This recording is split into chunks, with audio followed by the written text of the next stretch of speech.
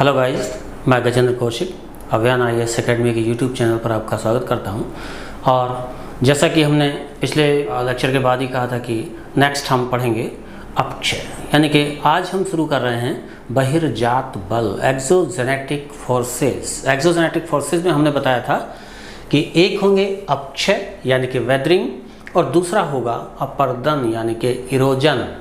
तो हमें आज पहले अपक्षय देखना है, नेक्स्ट देखेंगे तब इरोजन।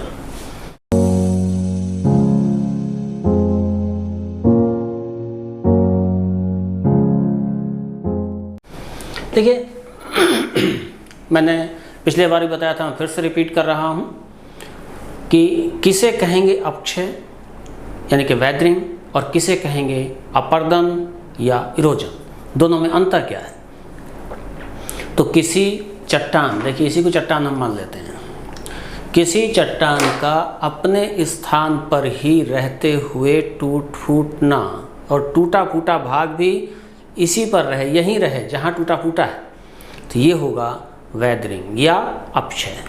लेकिन अगर ये चट्टान है पूरी, कोई रॉक है, यहाँ भाग टूटता फूटता है, या तो वेदरिंग हो जाए या ना हो, दोनों प्रोसेस सेपरेट भी हैं। तो मान ले कि वेदरिंग हो चुकी है यानी कि चट्टान टूट फूट चुकी है, विंड चलती है या नदी आती है और इस टूटे फूटे भाग को ले जाती है अपने साथ, तो यहाँ से इस टूटे फूटे भाग का हटना ये होगा अपर्दन या इरोजन। तो आज हम क्या पढ़ेंगे? अपक्षय। अपक्षय मतलब चट्टान का अपने स्थान पर रहते हुए टूटना फूटना या कमज़ोर होना, ये होगा अपक्षय या वेदरिंग। तो वेदरिंग देखिए तीन तरह से हो सकती है, भौतिक अपक्षय या इसी को कहते हैं यांत्रिक अपक्षय यानी कि फिजिकल या मैकेनिकल वेदरिंग।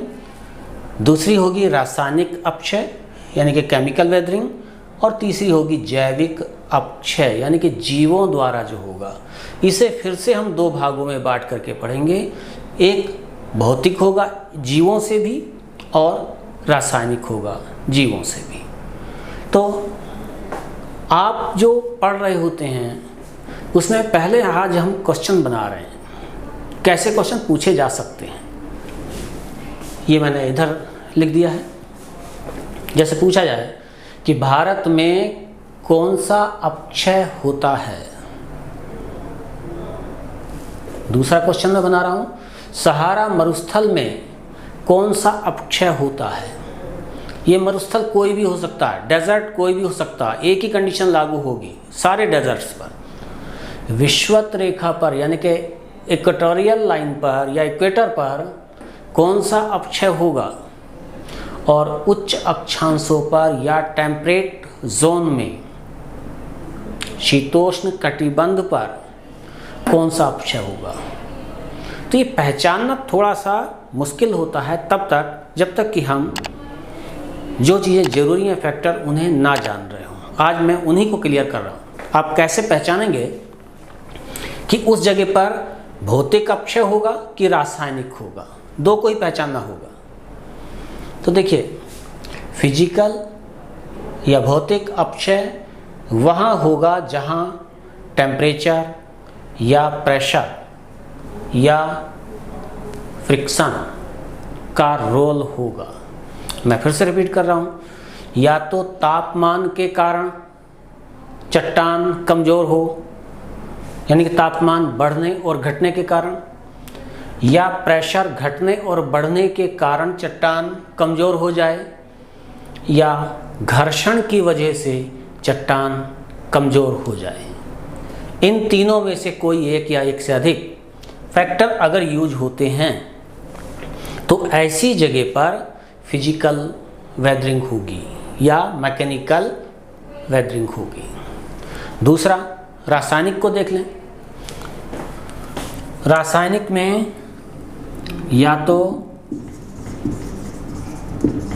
सॉल्यूशन यानी कि विलयन बनता हो या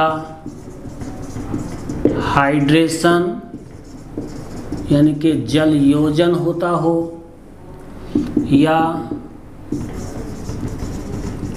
कार्बोनेशन यानी कि कार्बोनीकरण होता हो।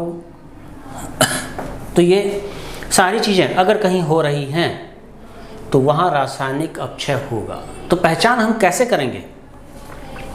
देखिए, जहाँ मॉइस्चर ज़्यादा होगा, जहाँ नमी ज़्यादा होगी, चाहे बारिश हो तो नमी ज़्यादा होगी तो विलयन बन जाएगा, सॉल्यूशन बनेगा। किसका बनेगा? चट्टानों में पाए जाने वाले पदार्थों का।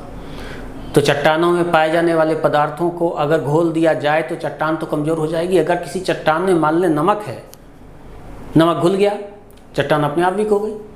तो इस तरह से अगर कहीं जल की मात्रा ज़्यादा है या मॉइस्चर है तो वहाँ रासायनिक अपक्षय होगा।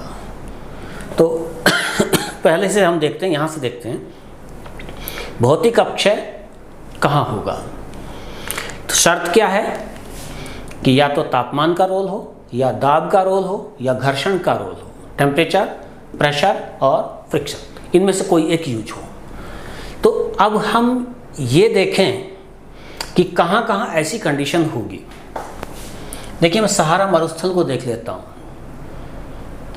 या भारत में भी थार मरुस्थल को देख लेता हूँ। थार मरुस्थल है, थार को ले लेते हैं। तो थार में क्या होगा?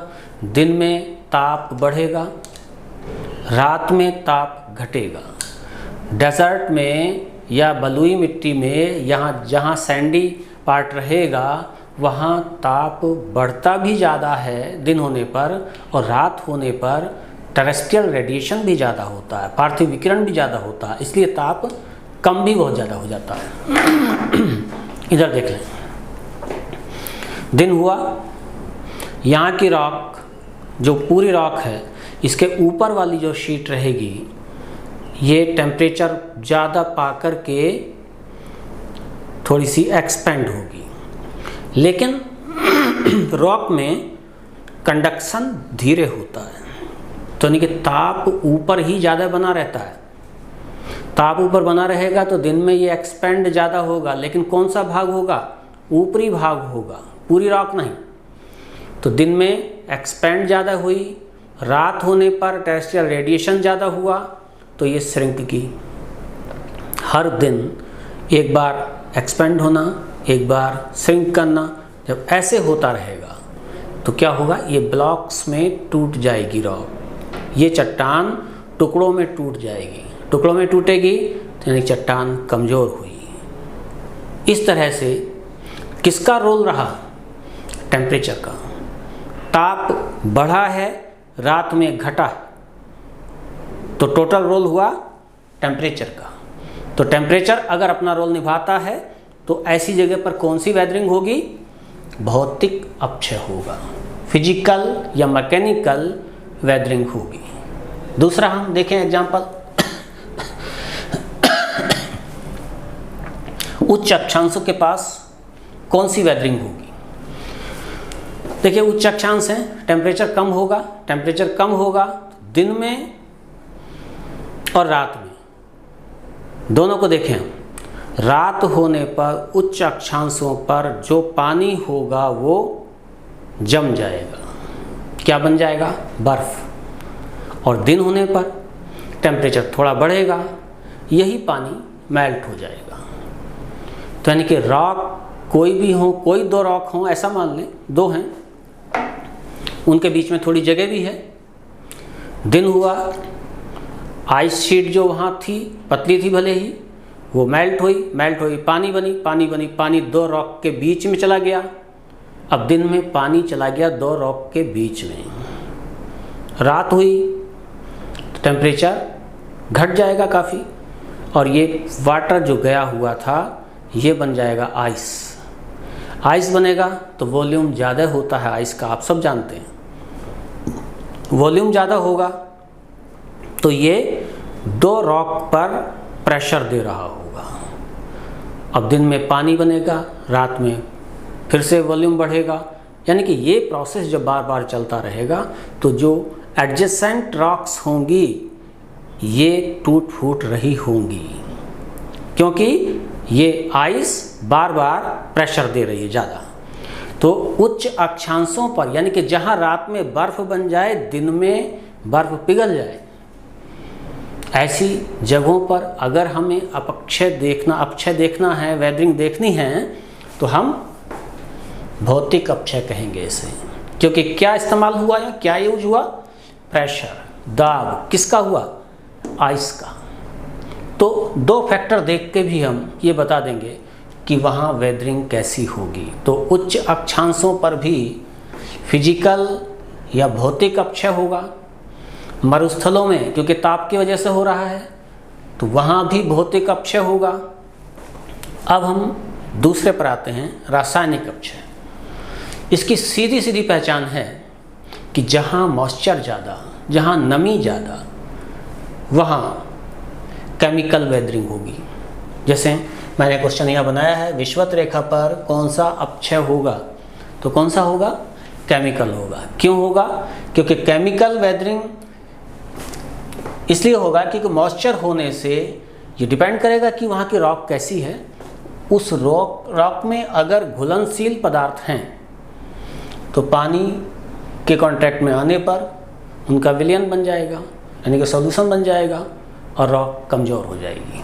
जैसे कहीं जिप्सम ज़्यादा है, नमक है कहीं ज़्यादा, तो वो चट्टानें पानी के कांटेक्ट में आने से विलयन बन करके वीक हो रही होती हैं, यानी कि अपक्षय हो गया। लेकिन कौन सा हुआ?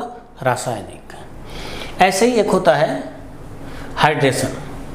हाइड्रेशन में भी, यानी कि जल योजन, जब कुछ मिनरल्स ऐसे होते हैं कि वो पानी को एब्जॉर्ब कर लें, एब्जॉर्ब करेंगे तो उनकी अपनी प्रॉपर्टी ही चेंज हो जाती है।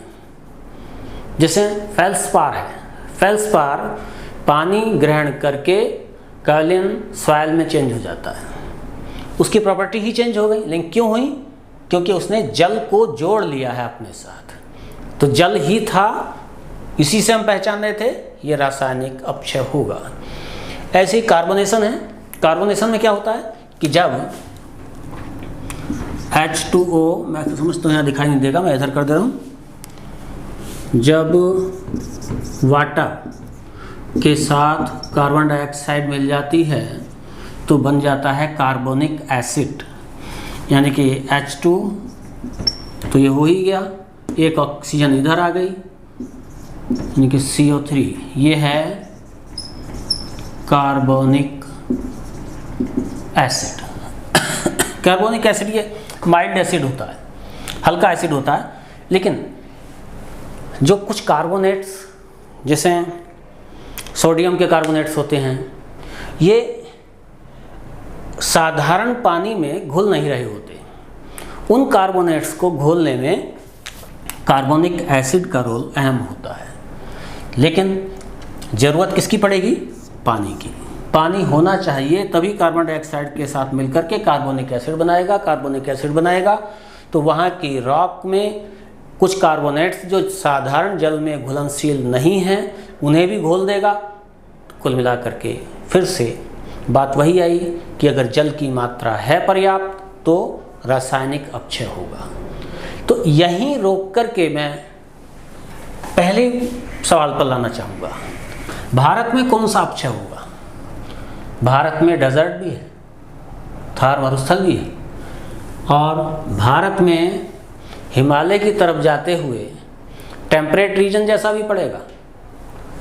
दोनों के लिए टेम्परेचर एंड प्रेशर, तो डेजर्ट में तो टेम्परेचर, और अगर हिमालय की तरफ जाएंगे तो वहाँ प्रेशर कम करेगा क्योंकि आइस बनेगी। तो कुल मिलाकर के फिजिकल वेदरिंग हुई। लेकिन मानसून भी आता है, जैसा अब है, बारिश होती है, मॉइस्चर बढ़ता है, तो ऐसे में केमिकल वेदरिंग काफ़ी बड़े क्षेत्र में हो रही होती है क्योंकि वो जल की वजह से होगी। तो भारत में अगर पूछा जाता है कि कौन सी वेदरिंग होगी तो केमिकल एंड फिजिकल दोनों होंगी। मानसूनी सीजन में केमिकल बढ़ जाएगी और शेष डेजर्ट में फिजिकल हो रही होगी। तो ये सारे सवालों के जवाब हमारे इधर हो गए हैं। अपक्षय में एक बात और बढ़ जाती है कि जैविक अपक्षय कैसे? देखिए, पेड़ पौधे या एनिमल्स दोनों को मिलाकर के जैविक ग्रुप में रखेंगे। अगर रोडेंट्स हों यानी कि चूहे वगैरह हों, खरगोश हों, इन्हें खरगोशों को ले लें साथ में, अगर वो खुदाई करके बिल खोदते हैं कहीं तो चट्टान को कमज़ोर करते हैं। यांत्रिक क्रिया हुई है, वो जो बिल खोद रहे हैं चट्टान को कमज़ोर वो भी कर दिए हैं क्योंकि उन्होंने बिल बनाया है। तो फिजिकल वेदरिंग हो गई, चट्टान कमज़ोर होगी, लेकिन प्रोसेस क्या रहा, उन्होंने खुदाई की है यानी कि यांत्रिक क्रिया की है। तो जैविक में एक होगा फिजिकल, दूसरा होगा केमिकल। केमिकल में क्या, अगर कोई जीव किसी भी रॉक पर गलता है, सड़ता है, या आप लोगों ने देखा होगा कि अगर कहीं कोई पेड़ जमाता है, उसकी जड़ अगर किसी रॉक में है तो रॉक टूट जाती है। क्यों?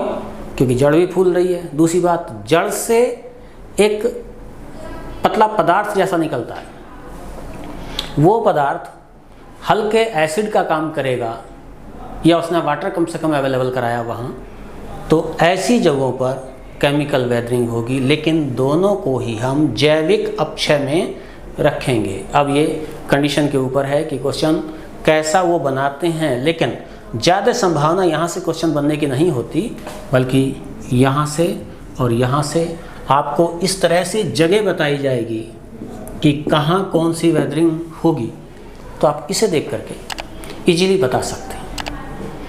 ठीक है, आज वेदरिंग यहीं तक, इसके बाद हम इरोजन देंगे। Thank you.